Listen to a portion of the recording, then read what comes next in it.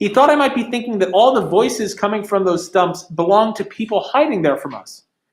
And so my teacher said, if you break off a little branch of any of these plants, what you are thinking now will break off too. Then slowly raising up my hand a bit, I snapped the tiny branch of a great thorn bush, and its trunk cried, "Why are you tearing me?" And when its blood turned dark around the wound, it started saying more, "Why do you rip me? Have you no sense of pity? Men once, now we are changed to scrub. But even if we had been souls of serpents, your hand should have shown more pity than it did." Like a green log burning at one end only, sputtering at the other, oozing sap and hissing with the air it forces out, so from that splintered trunk, a mixture poured of words and blood. I let the branch I held fall from my hand and stood there stiff with fear. "A wounded soul," my sage replied to him. "If he had only let himself believe what he had read in verses I once wrote, he never would have raised his hand against you. But the truth itself was so incredible, I urged him on to do the thing that grieves me. But tell him who you were. He can make amends, and will, by making bloom again your fame in the world above, where his return is sure." What happens? So Dante looks around, he doesn't see anyone, but he hears these cries. And what does Virgil tell him to do? Right, break off a branch here. And this thought that you have that people are hiding, that will change. And what happens when Dante breaks off a branch from one of these bushes? It's oozing sap. The sap oozes that, but it's not regular sap. What does this sap look like? What is it? Like blood. Like blood, he says. It's when its blood turned darker in the wound, it started saying more. And then he compares it to a log, a green log, so a freshly cut log. So it's got a lot of moisture in it. When you've got one end of it in the fire and the other one isn't, all that moisture inside heats up and starts boiling, and so it comes shooting out of the other end that's not in the fire. The sap bubbles and it hisses and there's steam shooting out. And he says that's what it looks like. There's this sap, this bloody sap. He says a mixture poured of words and blood spewing out of the end along with the words. And what does it say? In addition to bleeding and having this spurting, steaming thing going on. It's angry. Why is it angry with him? He ripped it. He says, "Why are you tearing me? Why do you rip me?" And what do we learn about these trees here in this forest?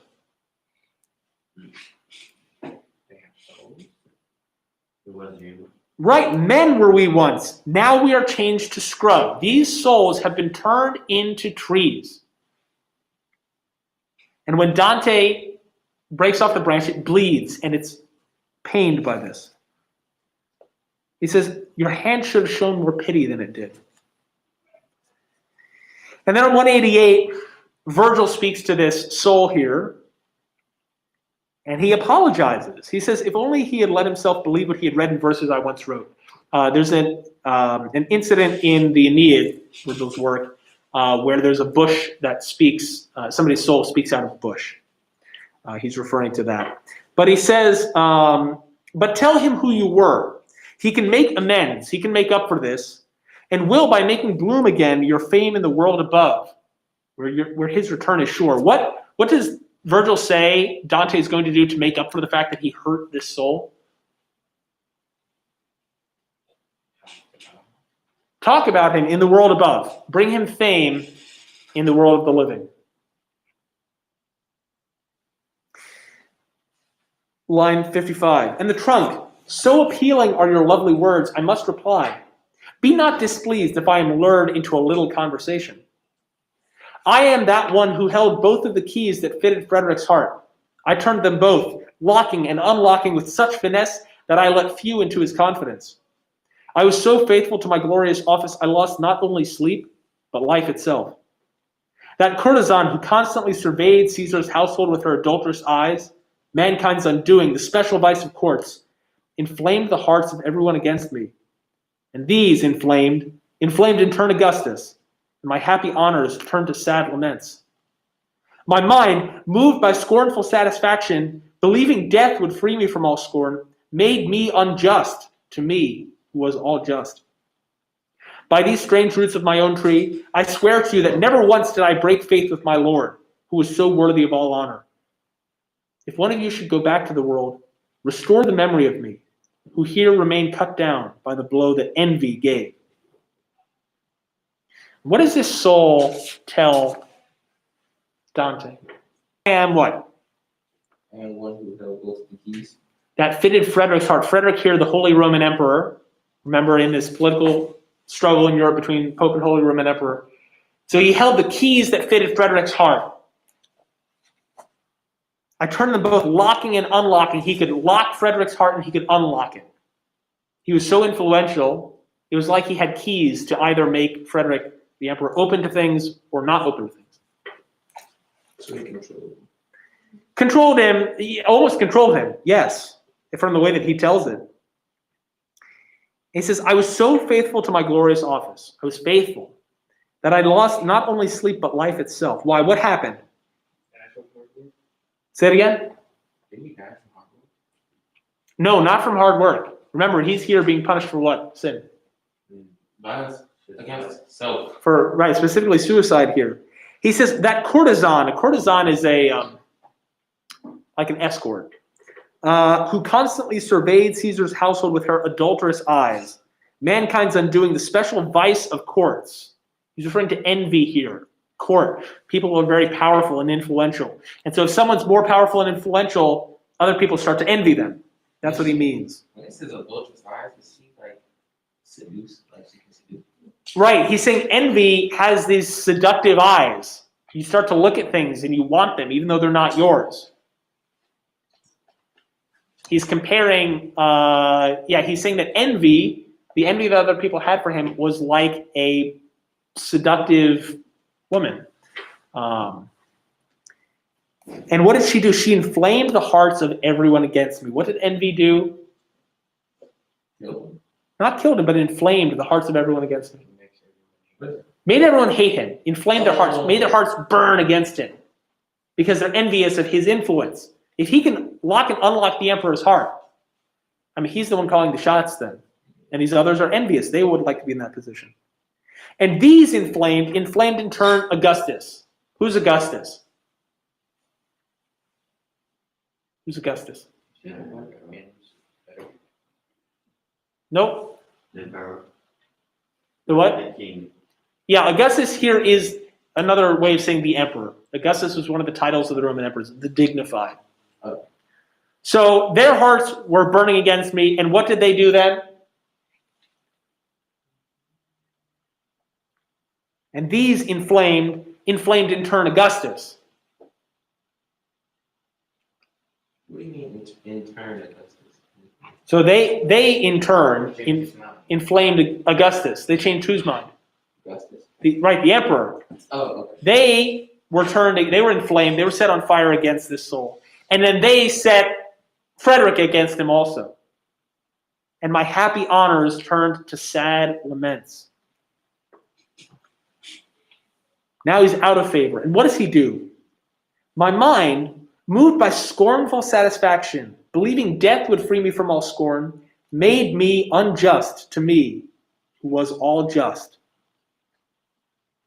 He believed death would free him from all scorn. He thought he could restore his honor by taking his own life. But instead, he made himself unjust to himself. He did something unjust against himself, even though up to that point he had done everything right. He takes his life thinking he'll save his reputation this way. By these strange roots of my own tree, I swear to you that never once did I break faith with my Lord, who is so worthy of all honor. Top of 189. If one of you should go back to the world, restore the memory of me, who here remain cut down by the blow that envy gave. My poet paused a while, then said to me, since he is silent now, don't lose your chance. Ask him if there is more you wish to know. Why don't you keep on questioning, I said, and ask him for my part what I would ask, for I cannot. Such pity chokes my heart. He began again, that this man may fulfill generously what your words cry out for, imprisoned soul. May it please you continue by telling us just how a soul gets bound into these knots, and tell us if you know whether any soul might someday leave his branches. At that, the trunk breathed heavily, And then the breath changed to a voice that spoke these words. Your question will be answered very briefly. The moment that the violent soul departs the body it has torn itself away from, Minos sends it down to the seventh hole. It drops to the wood, not in a place allotted, but anywhere that fortune tosses it. There, like a grain of spelt, it germinates. Soon springs into a sapling, then a wild tree. At last, the harpies feasting on its leaves create its pain, and for the pain, an outlet. Like the rest, we shall return to claim our bodies, but never again to wear them. Wrong it is for a man to have again what he once cast off. We shall drag them here, and all along the mournful forest, our bodies shall hang forevermore, each one on a thorn of its own alien shade. Okay. Virgil encourages Dante to ask this soul more questions. But what does Dante say to Virgil in response?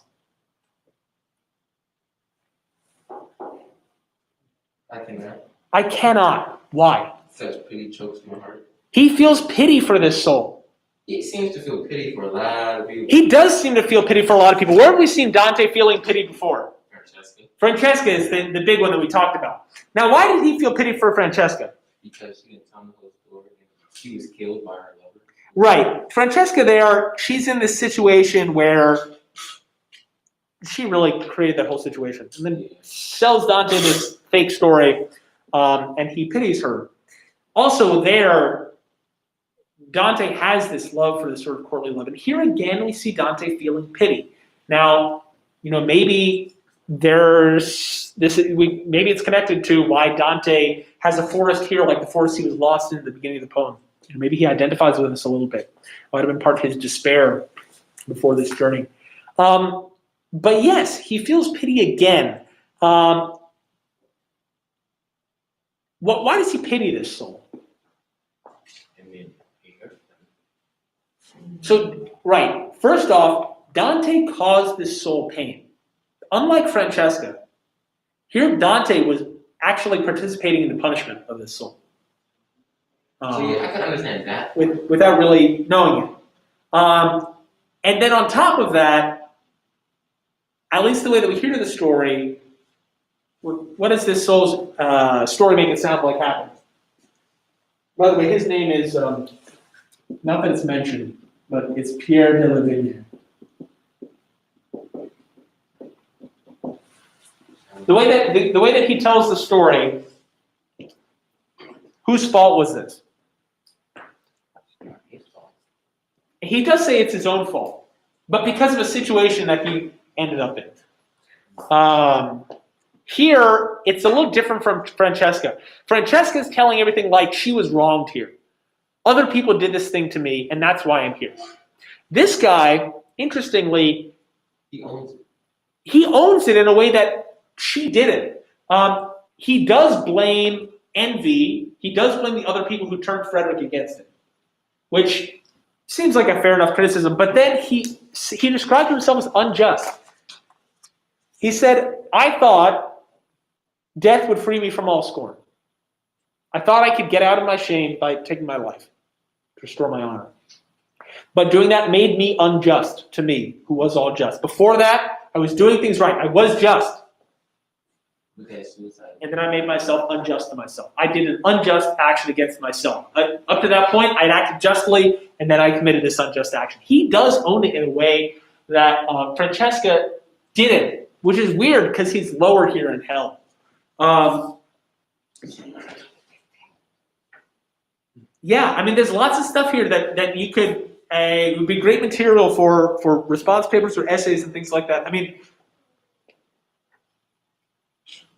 is the author here, is there a flaw? Is there something that we're missing? Is there a different perspective here? What is it that he's getting at? It's not always entirely clear, especially the first time around. This is. I mean, all the works that we're reading this year benefit from reading them a couple of times and really getting familiar with them. Okay, but here, yes, we have Dante feeling pity again. So Virgil keeps asking, and he says, "All right, well, tell us how does it happen that a soul ends up here? And what does Pierre Delavigny tell us on 189? What's the process here of joining the wood of suicides? He says in lines 93 to 108. A couple things that happen. The moment that this violence soul departs the body, Yep. So as soon as what happens? you die. As soon as the soul departs the body it has torn itself away from. Notice again here, recognizing that this is something wrong to do. The soul is tearing itself away from the body in the suicide. The soul is deciding to sever that connection. And then what happens? Once at the point of death, yeah, Minos, who's Minos? Oh, Minos is the one at the gate. Right, and he does what? He tells you what section of hell you want. Yes, he's got that long tail he wraps around himself, however many times the circle you're going to. He sends him down to the seventh hole. And then where does it go? Where does this soul go?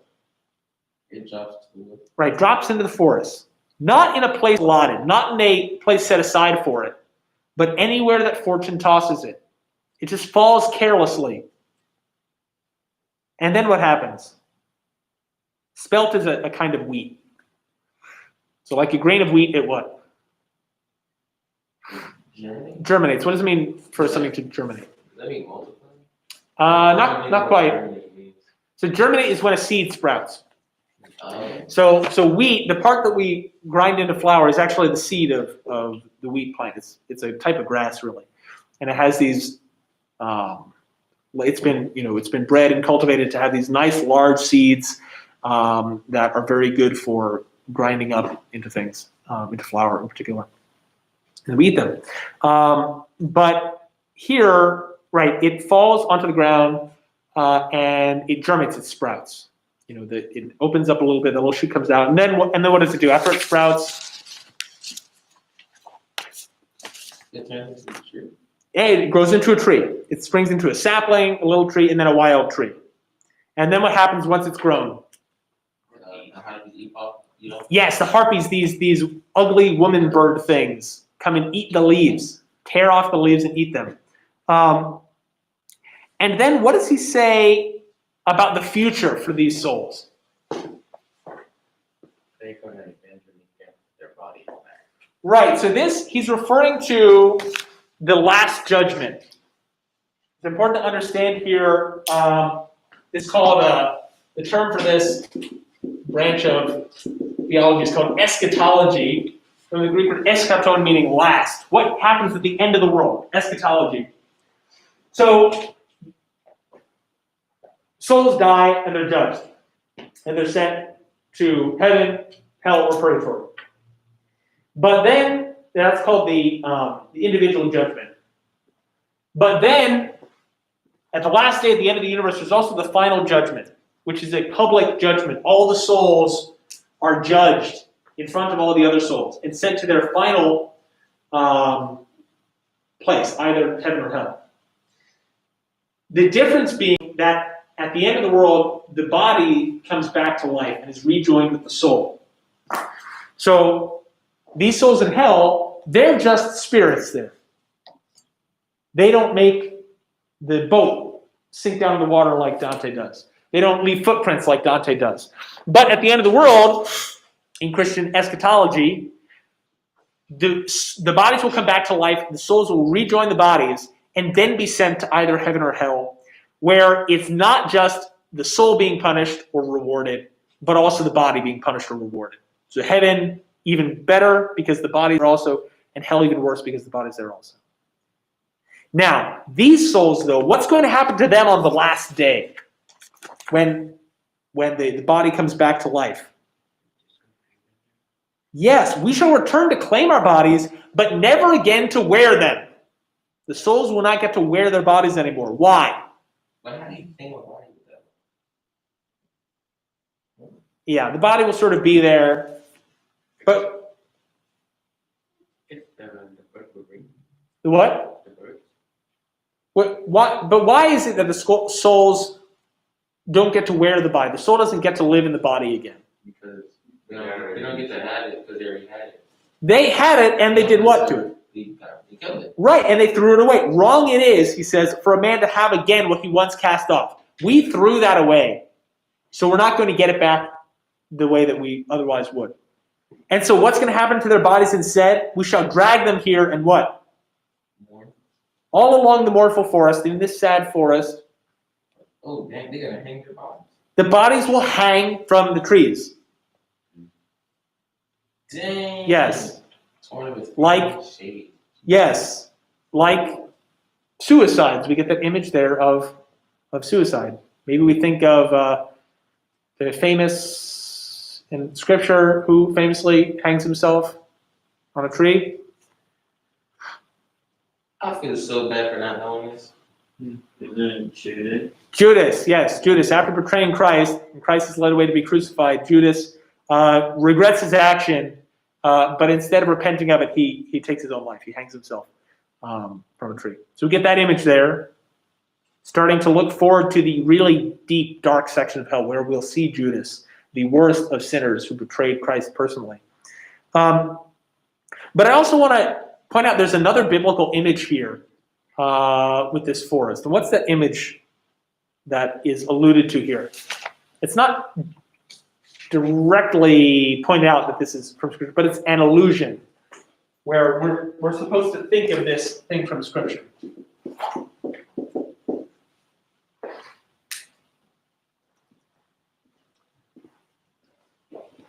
And it's a particular parable that Christ tells that is being reflected here, that Dante has based this on.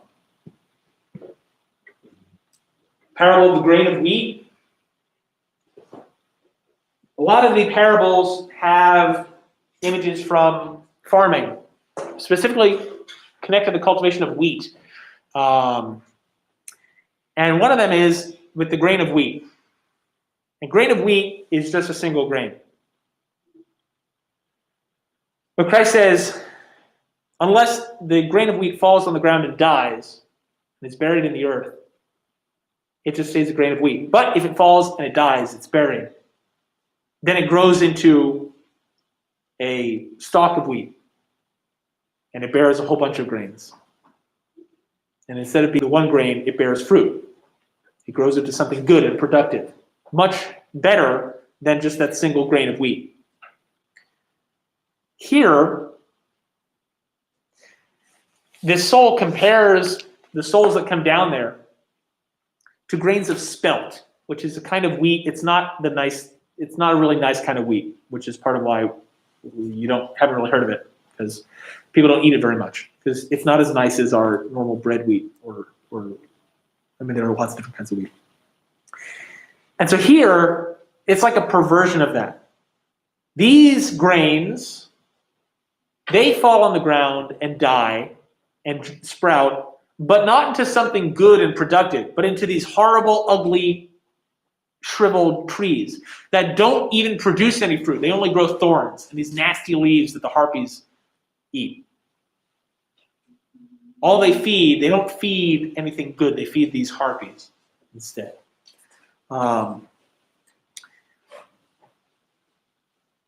Yes. All right. Okay, let's finish this canto quickly. I think we can do that. So page 190. We were standing still attentive to the trunk, thinking perhaps it might have more to say, when we were startled by a rushing sound, such as the hunter hears from where he stands. First the boar, then all the chase approaching, the crash of hunting dogs and branches smashing. Then, to the left of us, appeared two shapes naked and gashed, fleeing with such rough speed, they tore away with them the bush's branches. The one ahead, "Come on, come quickly, Death!" The other, who could not keep up the pace, screamed, "Lano, your legs were not so nimble when you jousted in the tournament of Topo." And then, from lack of breath perhaps, he slipped into a bush and wrapped himself in thorns. Behind these two, the wood was overrun by packs of black bitches, ravenous and ready, like hunting dogs just broken from their chains. They sank their fangs in that poor wretch who hid. They ripped him open piece by piece and then ran off with mouthfuls of his wretched limbs. Quickly, my escort took me by the hand and led me over to the bush that wept its vain laments from every bleeding sore.